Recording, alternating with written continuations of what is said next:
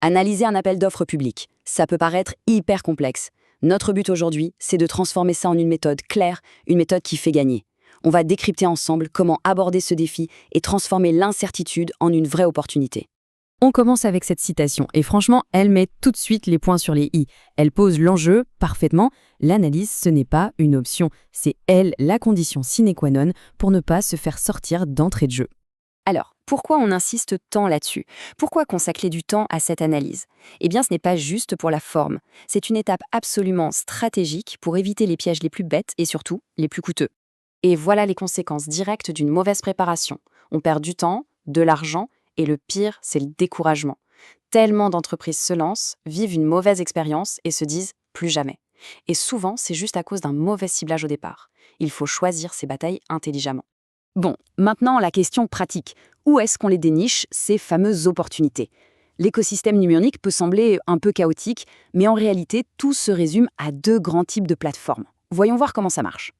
Ok, donc le point crucial à piger, c'est cette distinction. D'un côté, on a les agrégateurs. Pensez-y comme une sorte de Google des appels d'offres. Ça donne une vue d'ensemble, c'est parfait pour la veille.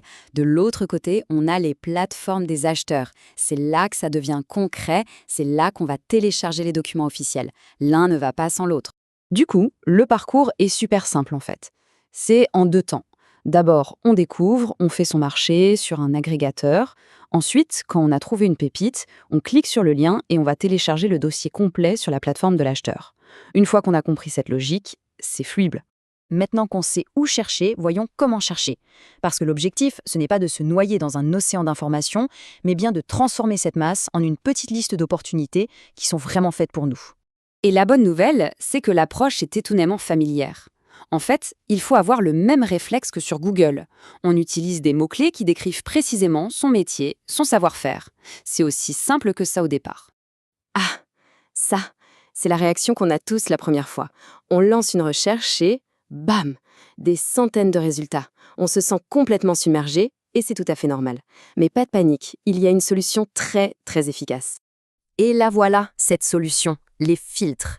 C'est l'outil indispensable pour reprendre le contrôle. En jouant avec la zone géographique, le type de prestation, les dates, on passe d'une recherche brute, ingérable, à une sélection sur mesure beaucoup plus digeste. Ok, on a trouvé 1 ou 2 offres qui ont l'air intéressantes. C'est là que la vraie analyse commence. Avant même de rêver à la réponse qu'on va écrire, la toute première question à se poser, c'est est-ce qu'on a, oui ou non, une chance de concourir?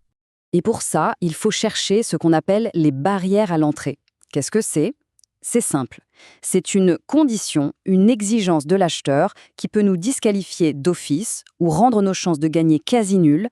Les repérer, c'est un gain de temps phénoménal. Prenons un exemple très concret, la barrière financière.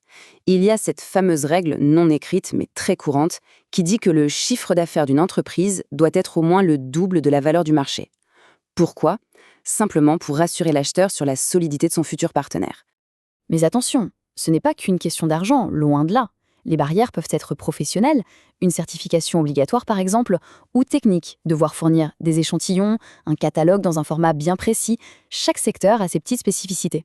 Et où est-ce qu'on trouve toutes ces informations cruciales? Dans un seul et même document. C'est un peu la Bible de l'appel d'offres.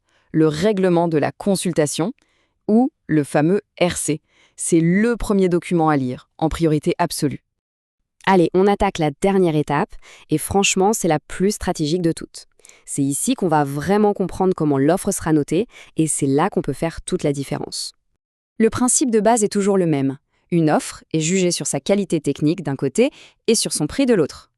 La clé, tout le secret, c'est de savoir lequel de ces 2 axes pèse le plus lourd dans la balance de l'acheteur.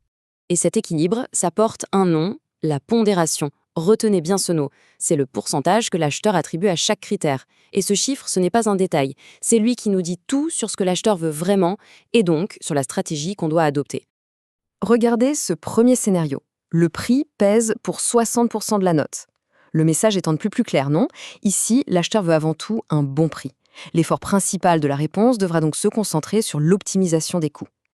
Et maintenant, hop, on inverse tout. La valeur technique passe à 60%. Là, on change complètement de stratégie. L'acheteur nous dit qu'il est prêt à payer un peu plus cher pour avoir le top de la qualité, de l'innovation, du service.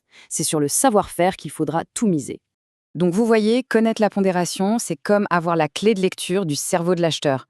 Ça permet non seulement de décider si on y va ou pas, mais surtout ça nous guide pour construire une proposition qui va marquer un maximum de points. Bon, si on récapitule, on a notre plan d'action en 4 étapes simples. 1. On trouve les bonnes offres avec les filtres. 2. On check les barrières pour ne pas perdre de temps. 3. On plonge dans le RCE pour comprendre les règles du jeu. Et 4. On décode la pondération pour bâtir une offre en béton. C'est la méthode pour gagner. Et pour finir, une petite question. Après avoir vu tout ça, quelle sera la prochaine opportunité qui sera analysée avec ce nouveau regard, cette nouvelle grille de lecture? La réflexion commence maintenant.